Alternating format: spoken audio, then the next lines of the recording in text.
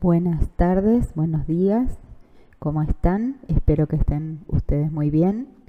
Les habla la doctora Victoria Aguirre y en esta microclase vamos a desarrollar el tema de metabolismo de nucleótidos púricos y pirimidínicos como microclase complementaria del módulo 4. Los objetivos de esta microclase serán repasar las estructuras y funciones biológicas de los nucleótidos, distinguir las etapas más importantes de la biosíntesis de los nucleótidos púricos y pirimidínicos, mencionar los productos de excreción de estos tipos de compuestos y conocer las bases de algunas patologías relacionadas con estos metabolismos. Vamos a repasar la estructura de los nucleósidos y de los nucleótidos. Y aquí tenemos las fórmulas básicas. Las fórmulas básicas de estos compuestos comprenden un azúcar, ¿sí? El azúcar puede ser desribosa o desoxirribosa, depende de la presencia o no de un oxidrilo en posición 2.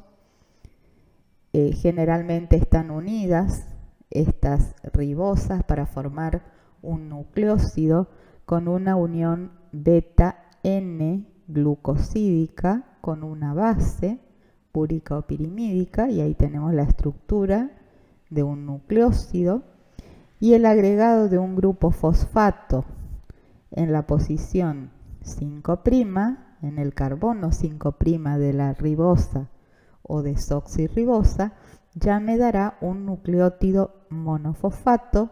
Si tiene dos grupos fosfato será un nucleótido difosfato, y en este caso es un trifosfato, y dado que la base está ilustrada con una adenosina como nucleósido, ya que la base es una adenina, acá tenemos un esqueleto primeramente resaltado como adenosín-monofosfato, difosfato o trifosfato.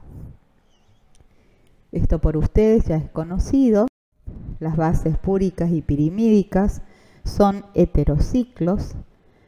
Las pirimídicas derivan de la estructura básica de la pirimidina y con sustituciones de grupos funcionales que pueden ser oxidrilos o grupos amina o metilos, tendremos las tres bases pirimidínicas: citosina, timina y uracilo. Mientras que la purina tiene dos anillos heterocíclicos fusionados como estructura básica, y nuevamente los grupos funcionales me van a dar la naturaleza de la base púrica adenina o guanina. Las funciones biológicas de los nucleótidos son vitales y muy importantes. Participan en el metabolismo energético, y la estrella de la película es el adenosín trifosfato como moneda corriente de intercambio energético. Todos los nucleótidos y los deoxinucleótidos participan ya sea en la formación de los polinucleótidos o ácidos nucleicos, ADN, ácido desoxirribonucleico, y ARN o ácido ribonucleico en sus diferentes subtipos. También los nucleótidos son precursores de cofactores muy importantes. Por ejemplo, el NAD, el NAD-fosfato, el FAT, tienen nucleótidos en su estructura. Son precursores de coenzimas, por ejemplo la coenzima A. Son intermediarios activados en reacciones de biosíntesis. Ya conocimos a la UDP-glucosa en la glucogenogénesis. También son mediadores fisiológicos. El AMP cíclico y el GMP cíclico son segundos mensajeros. Intervienen estabilizando con un capuchón el procesamiento del ácido ribonucleico durante su crecimiento y lectura en la traducción. Son reguladores también de las proteínas G, forman microtúbulos y ahí aportan energía como GTP, y también el ADP es regulador del flujo sanguíneo coronario y del agregado plaquetario. Entonces aquí vemos el amplio espectro de las funciones biológicas de los nucleótidos. El metabolismo de las bases nitrogenadas comprende dos grandes pools. Un pool dietario, donde por digestión con nucleotidasas y fosfatasas pancreáticas, los ácidos nucleicos de la dieta son absorbidos y las bases exógenas pueden ingresar a nuestro organismo. Pero también tenemos un importante acervo de biosíntesis de novo o síntesis desde el inicio de estas bases nitrogenadas. Estas son las componentes de un pool endógeno, donde permanentemente hay degradación y síntesis de nucleótidos propios de cada célula que se reciclan y por último se desechan junto con las exógenas en los procesos catabólicos. En general, el organismo es suficiente como para sintetizar todas las bases nitrogenadas. Quizás es la adenosina la más importante, la adenina y su nucleósido adenosina, los más importantes de contribución dietaria.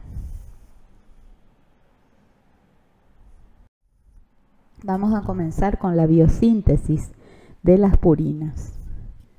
La síntesis de novo de las bases púricas se realiza a partir de precursores acíclicos. Y así las distintas posiciones componentes de los núcleos púricos van a provenir del nitrógeno 1 de la amina del aspartato, el carbono 2 de un formilo aportado por tetrahidrofolato, el nitrógeno 3, el carbono 4 y el nitrógeno 9 de la amidas de las glutaminas. La glicina va a aportar el nitrógeno 7, el carbono 5 y el carbono 4, mientras que el bicarbonato aportará el 6 y otro formilo el carbono 8. Como vemos, se construirá a partir de pequeños átomos o un limitado número de átomos la estructura de cada purina en la síntesis de novo. ¿Cuáles son las etapas más importantes de la biosíntesis de los nucleótidos púricos?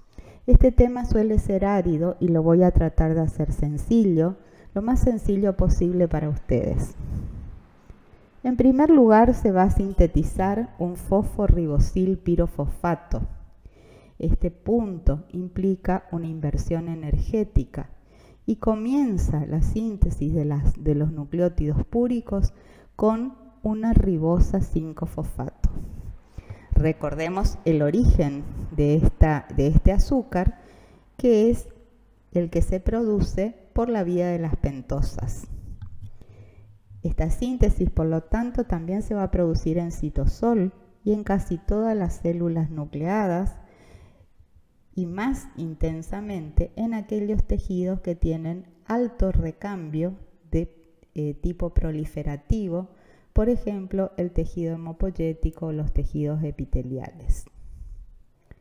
Aquí tenemos entonces que la ribosa 5-fosfato es el punto de inicio, se energiza y viene la etapa número 2, donde se incorpora el primer grupo amino con la formación de fosforibosil-amida. Este es un punto regulatorio.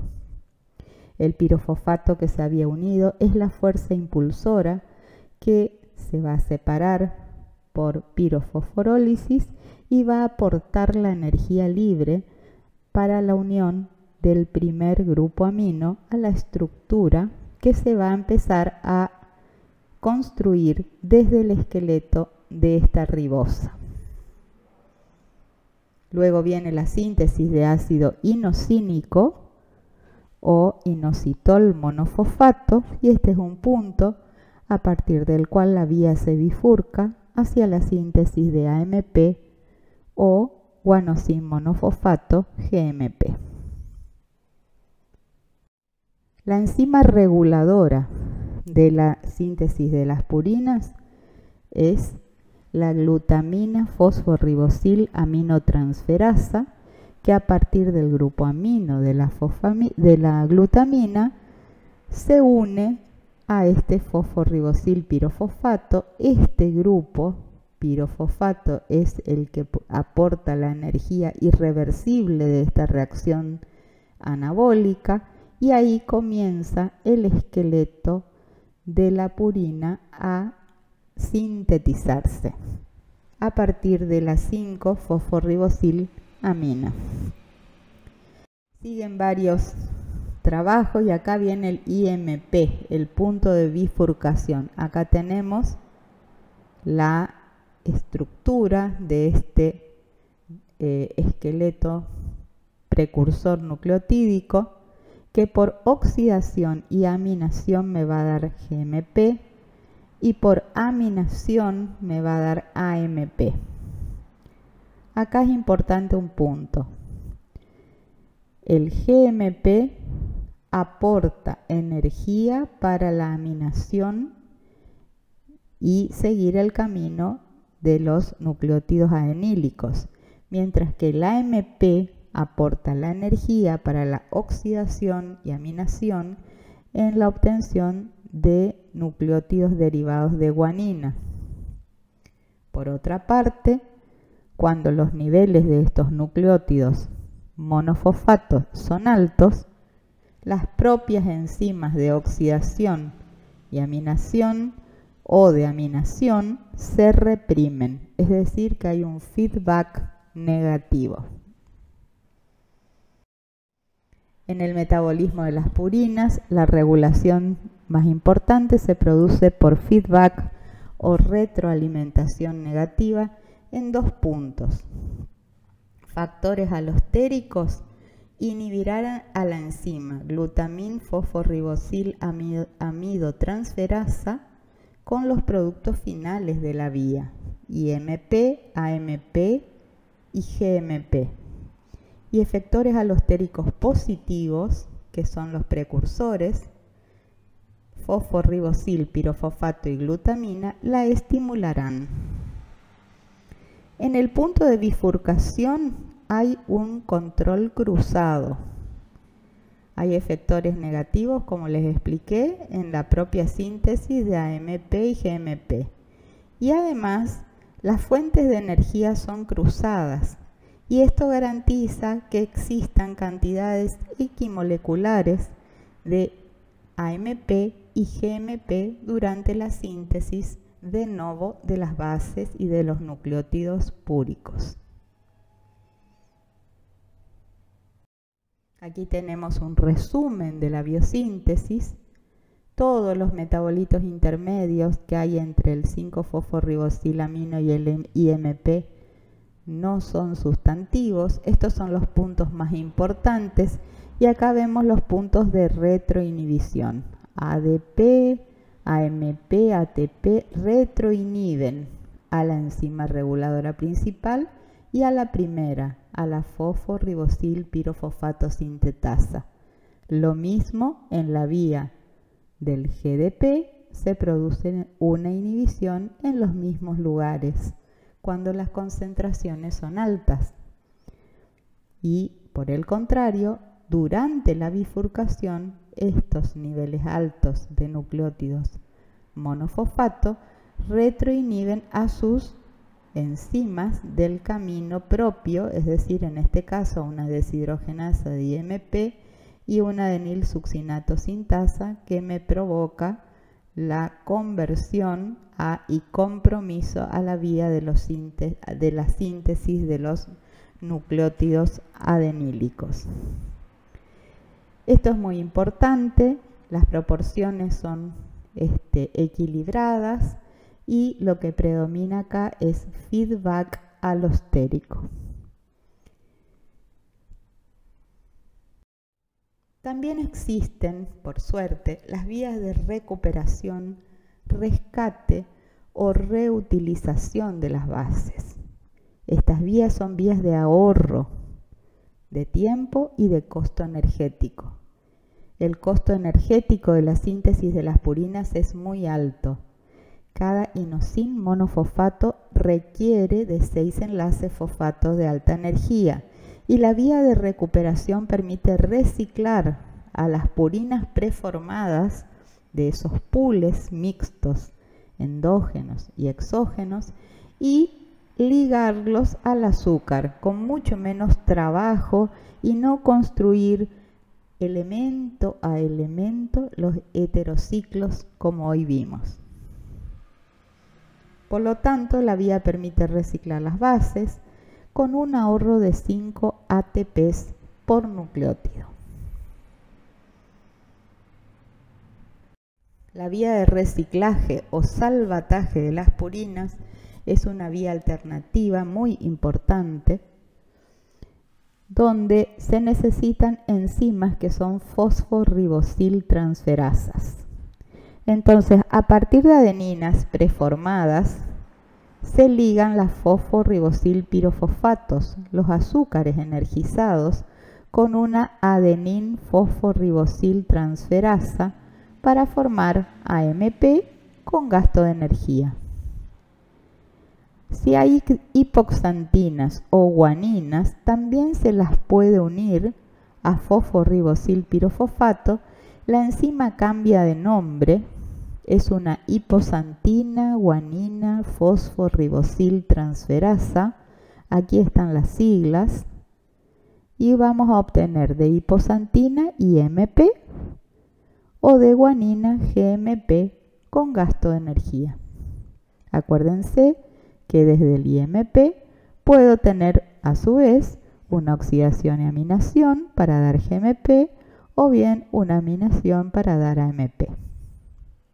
Todas se regulan por feedback negativo y por lo tanto cuando se produce este salvataje no es necesario desencadenar la síntesis de novo a alta tasa. La alteración de la hipoxantin-guanin-fosforibosiltransferasa es una enfermedad genética ligada al cromosoma X y me da un síndrome que se denomina de Lesch-Nyhan. Se manifiesta con retraso mental importante, automutilaciones, desarrollo físico anormal y alteraciones renales. Es una enfermedad grave, pero puede darse. Y ahora vamos a lo opuesto, vamos a degradar a las purinas. Entonces, para desacoplar las purinas de los azúcares, usaremos desaminasas, ¿sí? Me quedarán las adenosinas libres o las guanosinas libres con las nucleotidasas y ellas se van a desaminar transformándose a inosina, luego se separará la ribosa, me quedará hipoxantina y a partir de hipoxantina, que es un derivado de la purina, trabajará la xantin oxidasa incorporándome un grupo ceto. En 2 etapas sucesivas pasaremos de hipoxantina a xantina y de xantina al verdadero producto de excreción que es el ácido úrico. Compuesto muy importante. A partir de la guanosina también se puede liberar la ribosa con la nucleotidasa, transformarse a guanina, por lo tanto libre, desaminarse la guanina y la guanina confluir otra vez en este intermediario que es xantina y nuevamente ser atacado por la xantin oxidasa. La xantin oxidasa es la enzima responsable de la formación del producto de excreción de las purinas que es el ácido úrico. Aquí tenemos una ilustración de cristales de ácido úrico en orina. La concentración normal es de 4 a 6 miligramos por decilitro. En varones hay 1 miligramo por decilitro más que en mujeres, simplemente por razones de masa corporal. El ácido úrico en adulto normal se produce aproximadamente unos 500 miligramos por día, se elimina en un 80% en la orina y el resto se degrada a dióxido de carbono, amoníaco o urea. Pero ¿cuál es el problema? El problema es su solubilidad y si hay mucha producción de ácido úrico. El ácido úrico posee un pKa de 5,75. La forma ácida es menos soluble en agua que el urato. En condiciones fisiológicas hay mucho más cantidad de uratos y estos se excretan por orina. Hay una mínima reabsorción, pero una orina acidificada aumenta la cantidad de ácido úrico y este tiende a precipitar. Si la orina es alcalina, se favorece su excreción. Ahora bien, los alimentos tienen mucho que ver con la cantidad de ácido úrico circulante y hay alimentos que tienen muchas nucleoproteínas, carnes rojas, vísceras, tejidos glandulares, picadillos, legumbres, santinas metiladas, cafeínas, por ejemplo, y otros derivados de metilsantinas existentes en el café, en el mate, en bebidas carbonatadas pueden aumentar la cantidad de ácido úrico circulante. Si aumenta muchísimo la cantidad circulante, vamos a tener lo que se denomina hiperuricemia, valores mayores a 7 miligramos por decilitro, y ahí tendremos un cuadro clínico que se denomina gota. La gota puede ser metabólica, renal o bien por un problema secundario, derivado de nefritis crónicas, policitemias, leucemias, etc. Las causas más comunes de las gotas metabólicas son el aumento en la actividad de la fosforibosil pirofosfato sintetasa, la primera enzima, la actividad parcial de la hiposantin guanin fosforibosil transferasa, que era la enzima de salvataje. Si esta enzima no funciona, vamos a estar sintetizando de nuevo obligatoriamente y aumentando mucho la cantidad de ácido úrico circulante. También puede deberse a una mutación o pérdida de la inhibición por feedback de la amidotransferasa. Y otra causa es la deficiencia de la glucosa 6-fosfatasa o la enfermedad de von Gierke. Esta enfermedad era una glucogenopatía, pero se caracteriza por tener elevados niveles de lactato circulante y el lactato compite con los uratos a nivel de la resorción renal y por lo tanto no se excretan suficientemente, ¿sí? Y hay problemas de hiperuricemia. ¿Qué sucede en la gota? El catabolismo, ¿sí?, implica en esta patogenia una acumulación, como ya vimos, por muchas causas, pueden ser múltiples causas, de acumulación de ácido úrico. Entonces el catabolismo de las purinas está fallado, ¿sí? Hay mucha producción de ácido úrico y el ácido úrico tiende a precipitar en las articulaciones, causando un dolor muy agudo, muy intenso, principalmente en las articulaciones metacarpianas, en las articulaciones de los pies también. Es como si el paciente refiere como que una pinza lo está apretando de golpe y muy fuertemente a nivel de las articulaciones. Ese tipo de dolor agudo produce con inflamación. Las articulaciones afectadas son las más pequeñas, También pueden haber tofos, es decir, cristales depositados en algunas zonas de los, por ejemplo, en los cartílagos de las orejas, ¿sí? Se puede dar. Y acá lo que hay que hacer es evitar más formación de ácido úrico, y aquí lo importante es un medicamento muy interesante que lo que produce es una inhibición suicida. El medicamento se denomina alopurinol, se une al sitio activo de la xantina oxidasa e impide su trabajo, por lo tanto no hay tanta síntesis de ácido úrico. También esto combinado con una dieta evita estos cuadros altamente dolorosos. Aquí ven tofos en las manos de un paciente con gota.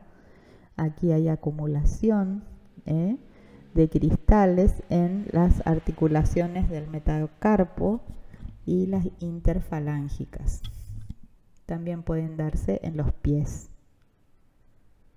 Es muy limitante y muy doloroso. Bueno, y ahora pasamos al metabolismo de las pirimidinas. El metabolismo de las pirimidinas comienza de nuevo nuevamente con un esqueleto que es más sencillo.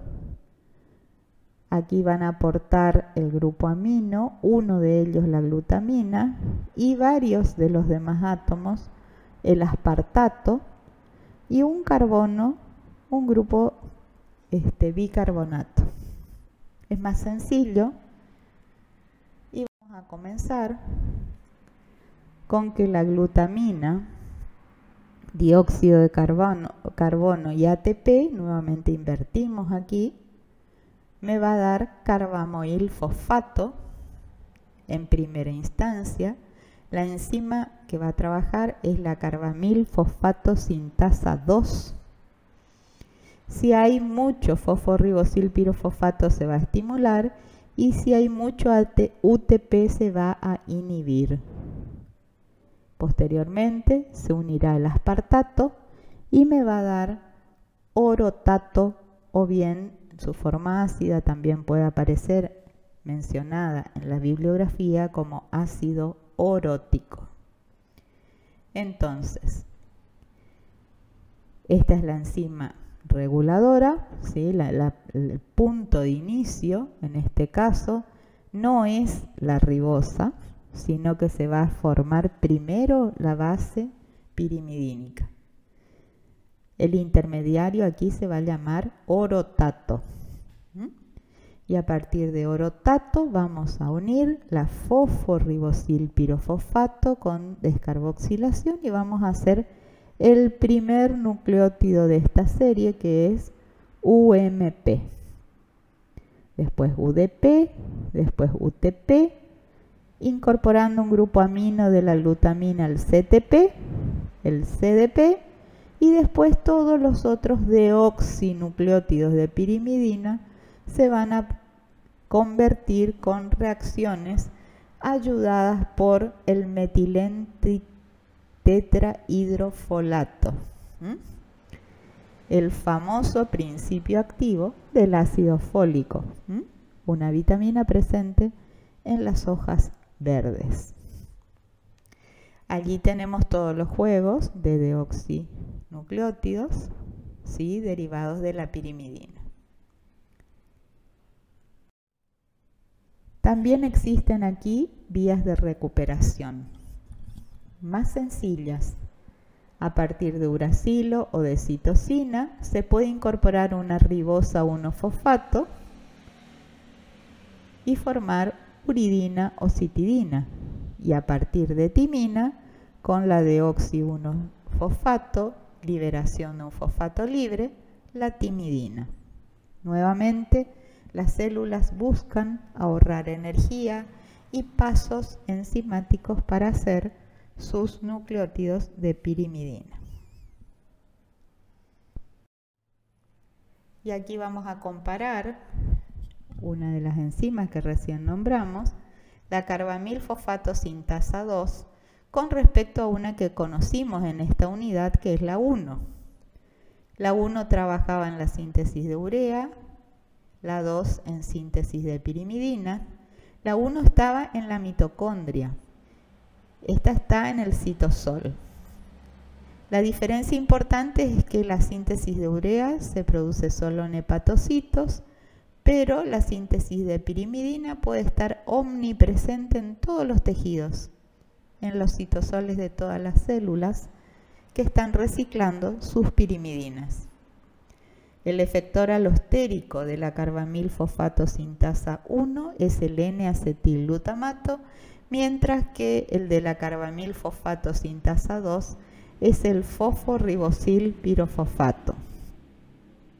Y aquí esta sintasa 2 usa solo el amoníaco dado por la glutamina, mientras que en el hepatocito para la síntesis de urea el amoníaco puede ser de cualquier origen, principalmente los derivados de desaminaciones de aminoácidos.